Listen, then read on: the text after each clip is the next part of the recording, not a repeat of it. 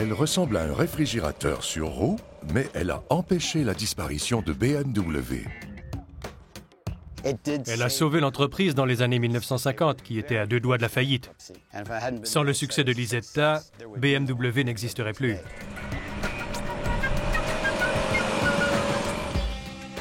Cette verrière protégeait les passagers de la pluie, mais elle les faisait littéralement rôtir au soleil.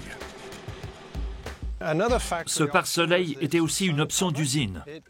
On le fixe au pare-brise, comme ceci, et en fait, ça fait une énorme différence. On envisage d'acheter une voiture jusqu'à ce qu'on réalise qu'il va falloir casser sa tirelire. Quand j'ai essayé la Mini, mon fils n'avait que 2 ans. Il s'appelle Gavin. Et alors que j'avais du mal à passer la 3e, il a été un peu secoué et il a vomi dans la voiture, le pauvre. Partout à l'arrière. Je me suis donc senti obligé d'acheter cette voiture.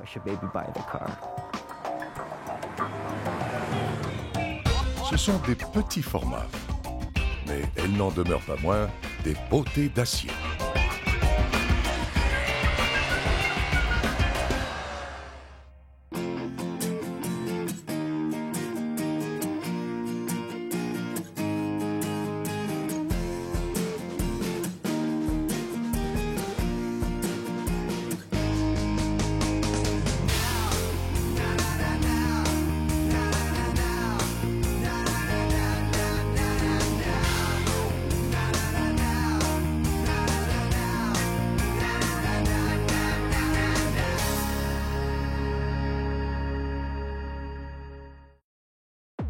C'est donc ça, la voiture qui a sauvé BMW? Elle a une drôle d'allure. Pas étonnant qu'on l'ait surnommée pot de yogourt. Et pas étonnant qu'elle ait été conçue par un fabricant de réfrigérateurs. Quand vous ouvrez la portière, le volant glisse sur le côté pour vous laisser vous asseoir. Et quand vous conduisez, attendez-vous à attirer des regards. Quand on conduit cette petite voiture parmi des modèles plus imposants, surtout ici à San Francisco, il y a des gens qui restent bouche bée. Ils ne savent pas si ça vient du futur ou du passé. Ils regardent la plaque, ils posent des questions. C'est très agréable à conduire en ville. J'adore. Je ne me risquerai pas à conduire à 110 km/h, mais c'est parfait pour la ville. Wayne Barnes est conservateur de la collection automobile de l'Académie des Arts de San Francisco, qui abrite environ 50 modèles de voitures classiques et anciennes. Et plus souvent qu'autrement, Wayne est au volant de sa voiture préférée.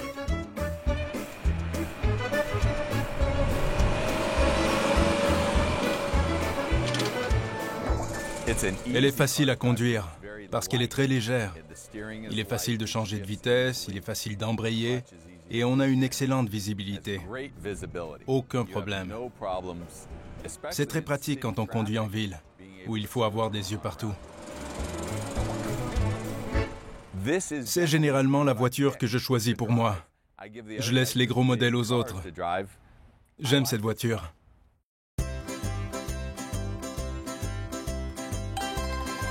Il s'agit de la BMW Isetta.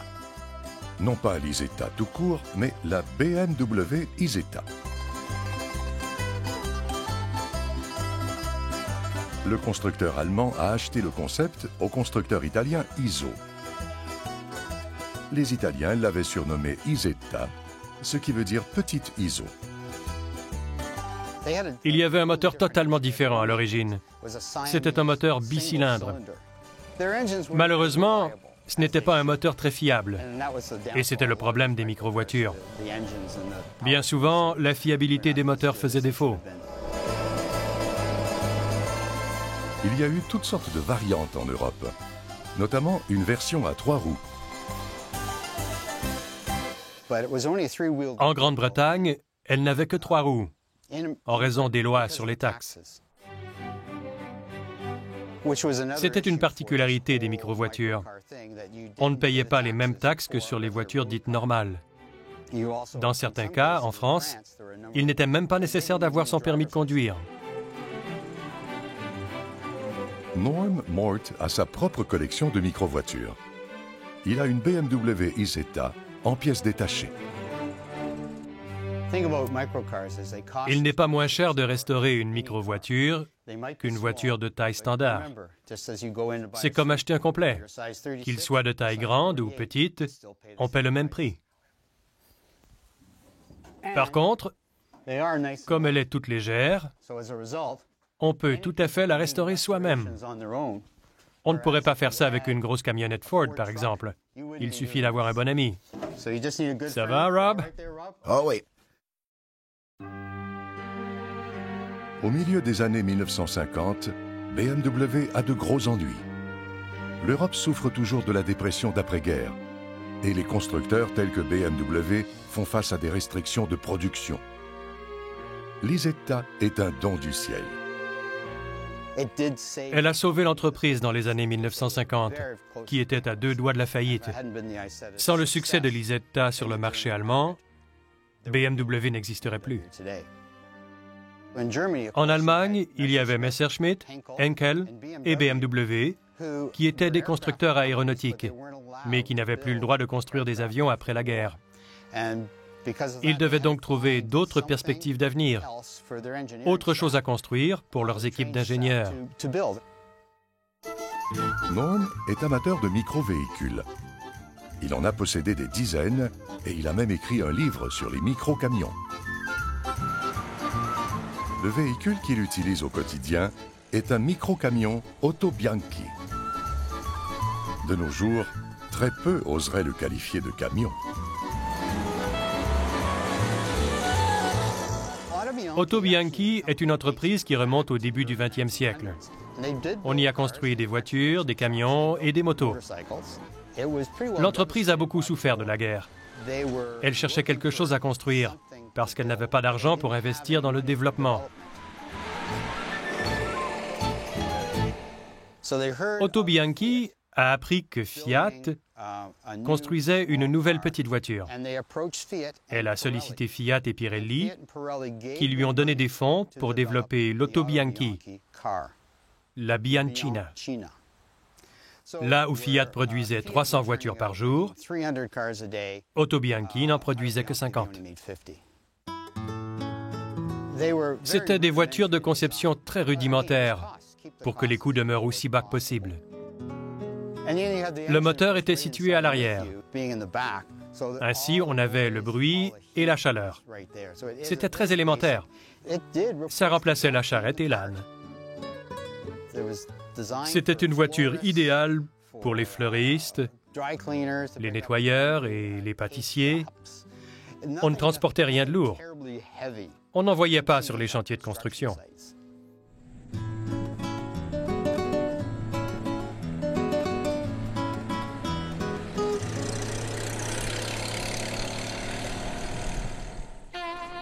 Mais de toutes les micro-voitures, la plus étrange et peut-être la plus marquante sur le plan visuel est celle-ci, la Messerschmitt 1955. Concernant la voiture Messerschmitt, tout le monde pense que sa verrière provient d'un avion de guerre. Et c'est vrai que ça y ressemble. On dirait le capot moteur d'un avion Messerschmitt. Une voiture fantaisiste, très en avance sur son temps.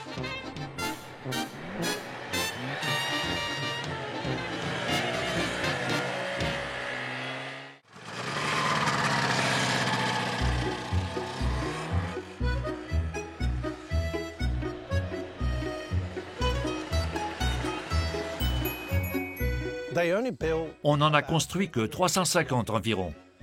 Et à l'heure actuelle, on ne recense que 120 dans le monde. Et celle de Ralph Hoff est une des 20 Tiger recensées en Amérique du Nord.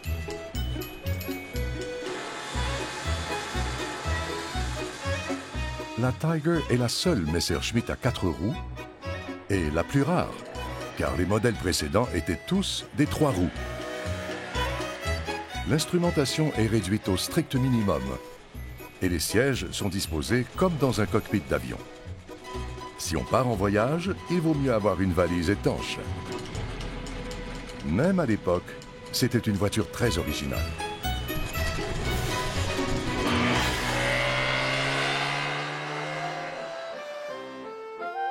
En Europe, à la fin des années 1950 et au début des années 1960, la Messerschmitt permettait de circuler sous la pluie.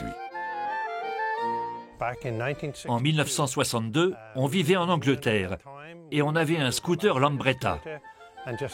Une semaine avant notre mariage, on a acheté une Messerschmitt. On était très heureux, car on était enfin à l'abri de la pluie, bien au chaud.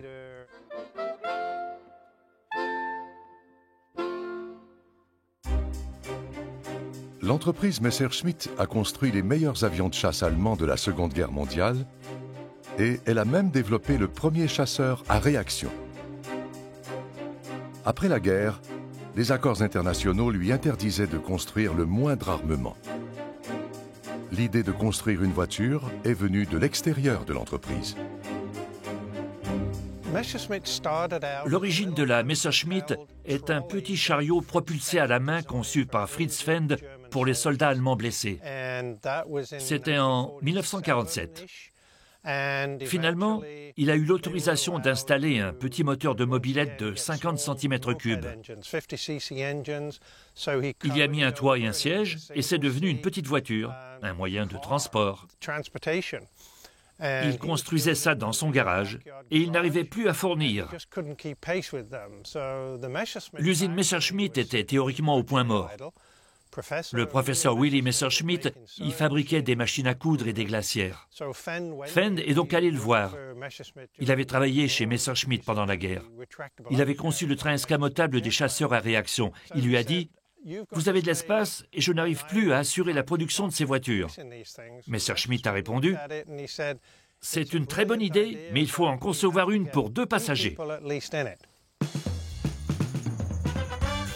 Fend est donc retourné sur la planche à dessin et il a adopté le style aéronautique en tandem de l'époque, soit l'un devant l'autre. Ils se sont associés et ils ont commencé la production en 1953. Les premières voitures étaient plutôt rudimentaires. C'était un véhicule à 3 roues et il était très sommaire. Le moteur était monté solidement sur le bâtimoteur et les suspensions étaient limitées. La marche arrière était en option. Il fallait débourser 12 livres de plus pour avoir la marche arrière. Il y avait un moteur de 175 cm3. Et pendant qu'il construisait la 175, il la modifiait constamment. Il y a donc eu beaucoup d'améliorations au fil des ans, soit de 1955 à 1964, année où la production a cessé. Il y avait des problèmes. Quand il y a une verrière mais pas de climatisation, il fait terriblement chaud. En fait, il y avait une climatisation de base. Ces petits déflecteurs étaient une option d'usine. Ils sont très efficaces pour faire rentrer l'air. Les fenêtres sont souples et faciles à enlever. Ce pare-soleil était aussi une option d'usine. On pouvait choisir cette option. On le fixe au pare-brise à l'avant, comme ceci. On fixe ces petits élastiques à la traverse de la fenêtre. Et à l'arrière, il y a 2 ventouses qui collent à la vitre. En fait, ça fait une énorme différence pour ce qui est de se protéger du soleil. Il semblerait que Ralph répare des Messerschmitt au bord de la route depuis les années 1960.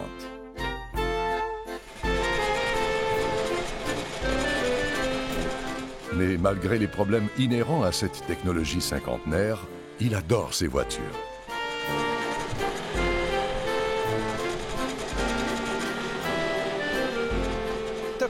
J'aime cette voiture parce qu'elle est originale, mais aussi pour des raisons sentimentales. On est parti en voyage de noces avec notre première Messerschmitt. On a fait des voyages merveilleux. Il y a quelques années, on est allé à Los Angeles pour acheter une Messerschmitt 175, la première version. On est allé à Winnipeg pour en sauver une qui était sous l'eau depuis 2 semaines, après que la rivière Rouge a inondé le Dakota du Nord et le Manitoba. On est allé au Nouveau-Brunswick pour acheter des pièces. Et on a livré une Messerschmitt de Winston-Salem à San Francisco. On est littéralement allé d'un océan à l'autre, et ce plusieurs fois au cours des 20 dernières années.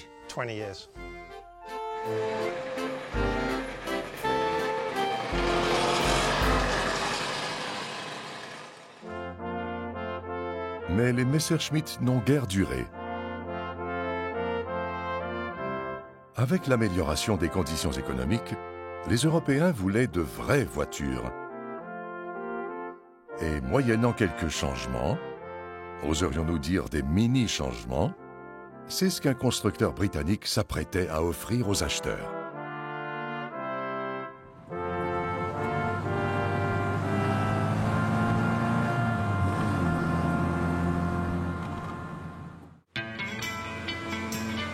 La Mini file sur la route telle une mini-voiture de course. Elle relève davantage du lutteur que du sprinter. Solidement campée sur des roues qui dépassent du cadre de la carrosserie, c'est une voiture conçue pour rester debout et encaisser les coups, à l'extérieur comme à l'intérieur.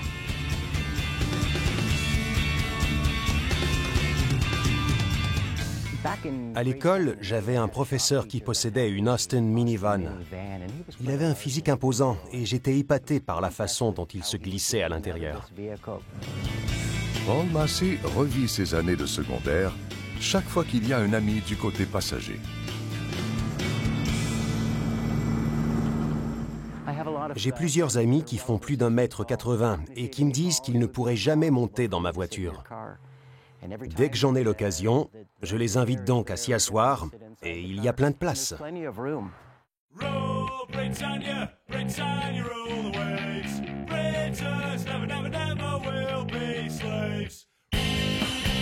La Mini de Paul date des années 1980, vers la fin de la British Motor Corporation. Il l'a achetée en 1994. 6 ans avant que BMW ne présente sa version de la Mini au public. Dès le début, ça a été une expérience familiale.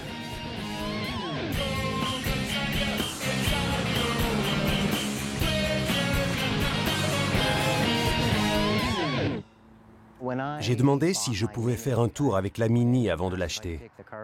Je suis allé à la maison pour emmener les membres de la famille en balade afin d'avoir leur avis. Mon fils n'avait que 2 ans. Il s'appelle Gavin. Il venait de finir son biberon et on l'a installé à l'arrière dans un siège pour enfants. Alors que j'avais du mal à passer la 3e, il a été un peu secoué et il a vomi dans la voiture, le pauvre. Partout à l'arrière. Je me suis donc senti obligé d'acheter cette voiture. La Mini a été conçue en 1959 par Sir Alec Essigonis, ingénieur chez BMC, British Motor Corporation.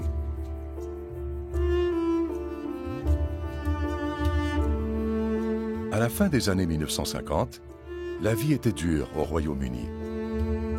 L'essence était rationnée, comme presque tout le reste. L'entreprise allemande Volkswagen avait déjà lancé la coccinelle et les micro-voitures étaient légion en Europe, y compris en Grande-Bretagne. BMC voulait une solution locale.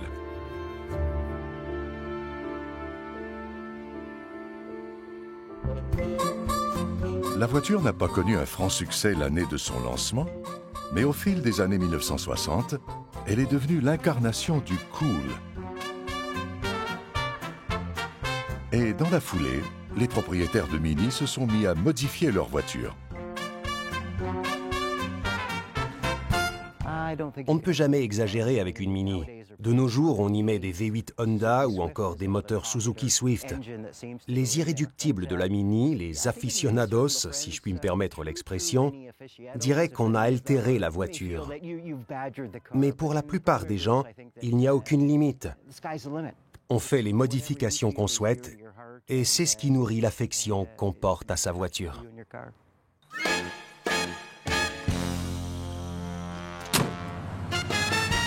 À l'époque, les moteurs étaient montés d'avant en arrière, avec des boîtes de vitesse fixées à l'arrière. Issigonis a changé l'axe du moteur en le montant de part et d'autre du cadre, avec la boîte de vitesse en dessous. Ça fonctionnait très bien. Mais ça exposait l'allumeur et les bougies à l'eau qui stagnait sur la route.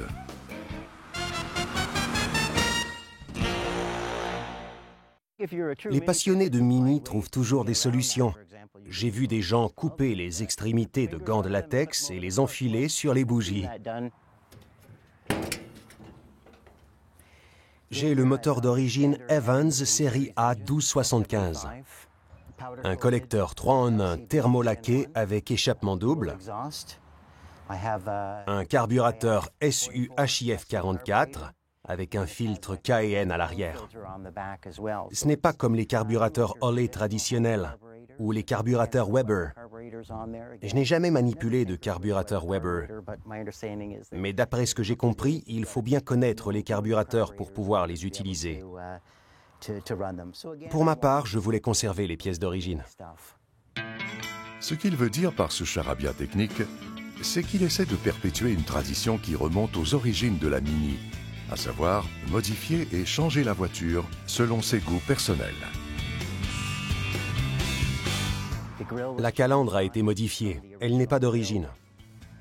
J'ai aussi personnalisé les phares avant. Ils sont équipés de lentilles œil de chat qui confèrent une allure féline à cette voiture. La carrosserie et les roues sont d'origine, mais il a fallu entièrement refaire l'intérieur. Je voulais que ce soit classique, mais avec un côté voiture de course rétro. C'est pour ça que je n'ai pas choisi un look totalement classique.